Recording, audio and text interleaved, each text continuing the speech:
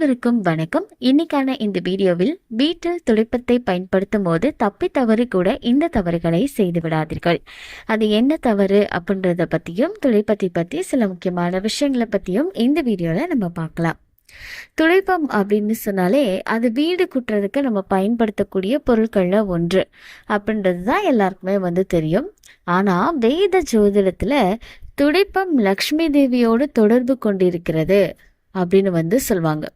அப்படிப்பட்ட இந்த துடைப்பத்தை நம்ம பயன்படுத்தக்கூடிய விதம் அப்படின்றது ரொம்ப முக்கியமானது. சில வீடுகளில் பார்த்தீங்கன்னா வாசல்ல துடைப்பத்தை போட்டு வச்சிருப்பாங்க. ஒருத்தவங்க உள்ள நுழையும் போதே துடைப்பத்தை பார்த்துட்டு உள்ள வர்றது, அந்த துடைப்பம் வரவேற்கும் விதமாக வீட்டு வாசல்ல இருக்கிறது அப்படின்றது ரொம்ப சங்கடத்தை ஏற்படுத்தக்கூடிய ஒன்றாக இருக்கும். அது நமக்கே அப்படி இருக்கும்போது தெய்வங்களுக்கு எப்படி இருக்கும்? ஸோ ஒரு தெய்வம் வீட்டுக்குள்ளே வரக்கூடிய வழியில் நம்ம துடைப்பத்தை போட்டு வச்சிருக்கிறது அப்படின்றது அவ்வளவு நல்ல ஒன்று கிடையாது. அதனால அந்த விஷயத்தை நீங்கள்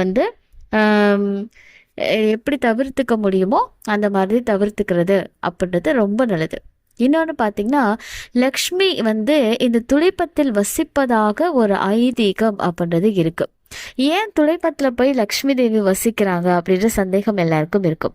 அதாவது பார்த்தீங்கன்னா, மகாலட்சுமிக்கு ரொம்ப சுத்தமான இடங்கள்ல தான் இருப்பாங்க. அப்படி சுத்தம் செய்யக்கூடிய அந்த பொருட்களில் இருக்கக்கூடிய இந்த துடைப்பத்தில் மகாலட்சுமி வாசம் செய்கிறதாக ஒரு ஐதீகம் அப்படின்றது இருக்குங்க.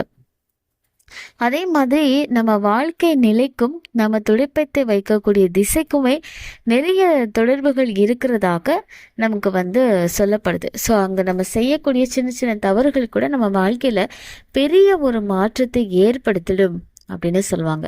இப்போ முதல்ல துடைப்பம் வைக்கிறதுக்கான சரியான திசை என்ன அப்படின்றத பார்த்து அதுக்கப்புறமா நீங்கள் வைக்கணும். துடைப்பத்தில் நீங்கள் பராமரிக்கிறதுலுமே கொஞ்சம் கவனமாக இருக்கணும்.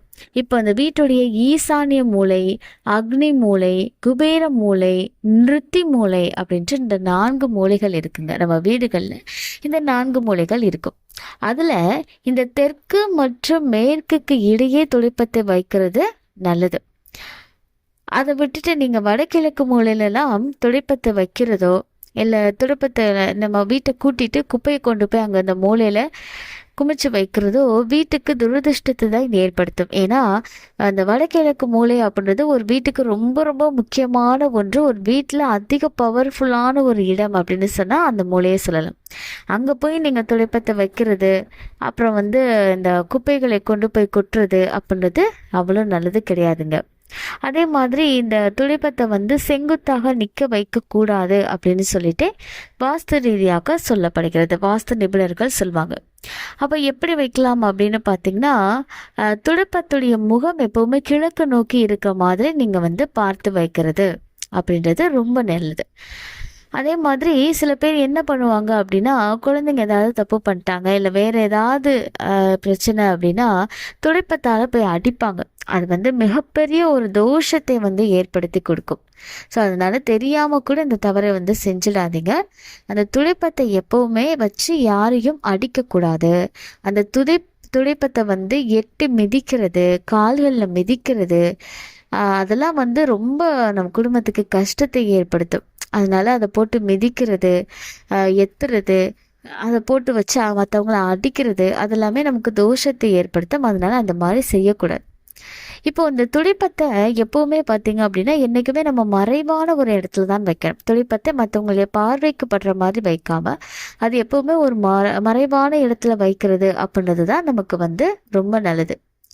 அதே மாதிரி அதை தலைகீழ தொங்க வைக்கிறதும் கூடாது அப்படின்னு சொல்லப்படுது. இந்த மாதிரிலாம் செய்கிறது அந்த துடைப்பத்தையும் மகாலட்சுமியும் அவமதிக்கிறதுக்கு சமம் அப்படின்னு சொல்லுவாங்க. முன்னாடி காலத்துலலாம் இந்த ஈர்க்குச்சின்னு சொல்லுவாங்க. அந்த ஈர்க்குச்சியை வச்சு நமக்கு திருஷ்டி தோஷங்கள் எல்லாமே எடுத்ததாக சொல்லுவாங்க. இன்றைக்குமே ஒரு திருஷ்டி எடுக்கணும் அப்படின்னா அந்த ஈர்க்குச்சி எடுத்து உடைச்சி அதை போட்டு திருஷ்டி சுற்றுவாங்க. ஸோ இதுக்கு ஒரு நல்ல ஒரு ஈர்ப்பு சக்தி இருக்கிறதுனால தான் அதை பயன்படுத்துவாங்க. ஸோ அப்படிப்பட்ட அதை காலால் மிதிக்கிறது, எத்துறது இதெல்லாமே செய்கிறது வீட்டில் கஷ்டத்தை ஏற்படுத்தி கொடுக்கும் அப்படின்றத நீங்கள் ஞாபகம் வச்சுக்கோங்க. இப்போ வீட்டில் நீங்கள் துடைப்பத்தை பயன்படுத்துறதுக்கான திசை என்ன அப்படின்னு பார்த்தீங்கன்னா, முதல்ல மேற்கு இல்லைன்னா வடக்கு திசையிலேருந்து தான் நீங்கள் துடைக்க தொடங்கணும். இப்படி செய்கிறதுனால வீட்டில் லக்ஷ்மி தேவி தங்குறதோடு வீட்டில் லக்ஷ்மி கடாட்சம் நமக்கு முழுமையாக கிடைக்கும். அப்புறம் துடைச்சதுக்கப்புறமா அந்த அழுக்கு குப்பைகளை குப்பை தொட்டியில் போடுங்க. அங்கங்கே குமிச்சு வச்சிங்கன்னா வீட்டில் வறுமையும் கஷ்டமும் அதிகரிச்சுக்கிட்டே போகும். அது ரொம்ப முக்கியமான ஒன்று. வீட்டில் குப்பையை குமிச்சு குமிச்சு வைக்காதீங்க. அந்த மாதிரி செய்கிறது கஷ்டத்தை நமக்கு ஏற்படுத்தும்.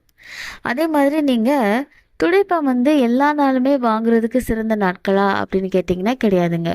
நீங்கள் சனிக்கிழமையில துடைப்பம் வாங்குறது நல்ல பலனை கொடுக்கும்.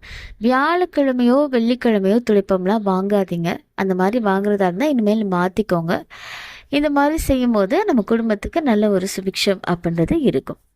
இந்த தகவல் உங்களுக்கு பயனுள்ளதாக இருக்குது அப்படின்னா மறக்காம உங்கள் நண்பர்கள் கூட பகிர்ந்துக்கோங்க. மேலும் இது போன்ற ஆன்மீக தகவல்களுக்கு என்னோட சேனலை நீங்கள் சப்ஸ்கிரைப் பண்ணிவிட்டு பக்கத்தில் இருக்கக்கூடிய பெல் ஐக்கானை ப்ரெஸ் பண்ணிக்கோங்க. நன்றி.